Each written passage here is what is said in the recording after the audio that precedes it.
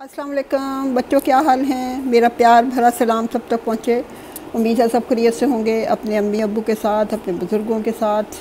अल्लाह ताला सब घरों में खैरियत रखे। बच्चों, आज हम पढ़ने जा रहे हैं एक अपने और बहुत ही बड़े पैगंबर की कहानी, हज़रत यूनुस अलैहिस्सलाम। हज़रत यूनुस अलैहिस्सलाम के बारे में जब हम शुरू करेंगे पढ़ना तो हमें ये पता चलता है कि जब पैगंबर भी अल्लाह ताला की रज़ा से पहले, अल्लाह ताला की मर्ज़ी जानने से पहले कोई कदम उठा लेते हैं या कोई अमल ऐसा कर गुज़रते हैं तो फिर अल्लाह ताला उनको भी आज़माइश में डाल सकता है। और किस तरह अगर कोई कौम जो है वो नाफरमानी कर रही हो लेकिन फिर अपने ख़ताकार होने का एतराफ़ करती है और पूरे दिल के साथ, पूरे तकवे के साथ माफ़ी मांगती है तो अल्लाह ताला उनको माफ़ फरमा देता है। ये कहानी इस तरह थोड़ी सी आम कहानियों से चेंज है, जैसे कि हम आगे पढ़ते आ रहे हैं। ये कहानी जो है, ये इसका जो तल्लक है वो शहर नैनवा से है, जो कि कदीम इराक़ में होता था, जिसका कि अब नामो निशान नहीं है। ये जो सिटी का नाम है, जो सिटी है, ये अब नहीं एग्ज़िस्ट करती, बल्कि ये उस ज़माने में ही एग्ज़िस्ट करती थी। लेकिन अगर कोई देखना चाहता है तो वो अभी भी टाइग्रिस रिवर जो है उसके ऑपोजिट जो एक टाउन है मोसुल, उससे 230 miles north west of Baghdad की तरफ ये इसके आप ढेर हमें दिखाई देते हैं अगर कोई वहाँ जाता है। और एक के ऊपर वहाँ पे लिखा भी हुआ है कि नबी यूनुस की जो टोम है।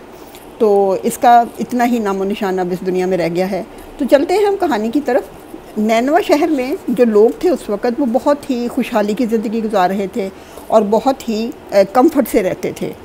आहिस्ता आहिस्ता वो लोग भी, जैसे कि आप जानते हैं, हम मुख्तलिफ़ तारीख़ में कहानियाँ जब पढ़ते हैं तो पता चलता है कि आहिस्ता आहिस्ता फिर लोग जो हैं वो सीधे रास्ते से इधर उधर भटक जाते हैं और बुरी बुरी आदतों में पड़ जाते हैं।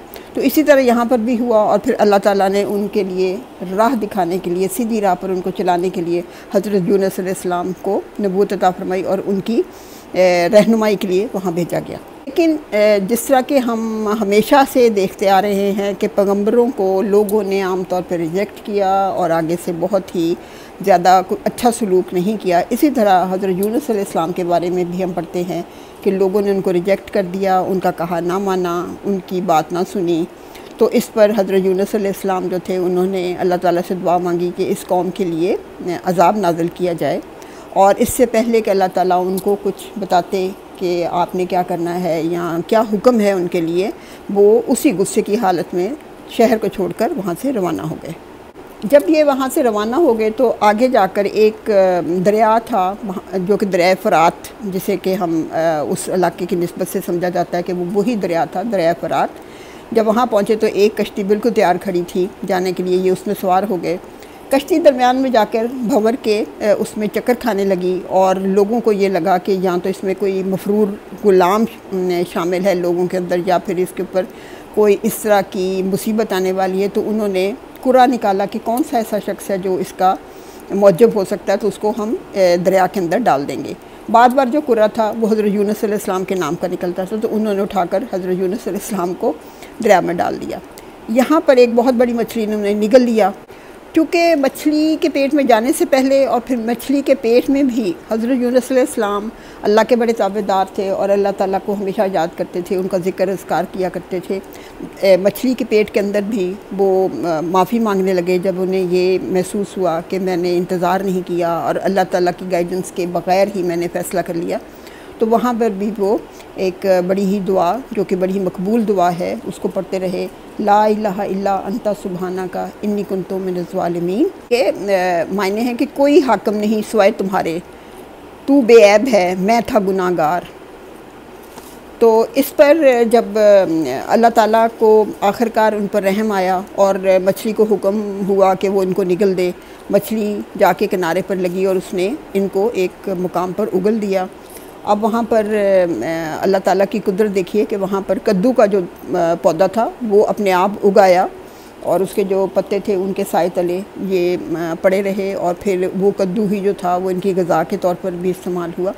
और ये वो क्योंकि इतने दिनों से वो उसके पेट में थे तो एक तो नाकाफ़ी ग़िज़ा और फिर हवा न लगने की वजह से वो बहुत ही नईफ़ और बहुत ही उस तरह उनकी हालत बहुत ही पतली थी तो मक्खी या जो धूप की जो शिद्दत थी वो भी को बड़ी नागवार गुज़रती थी।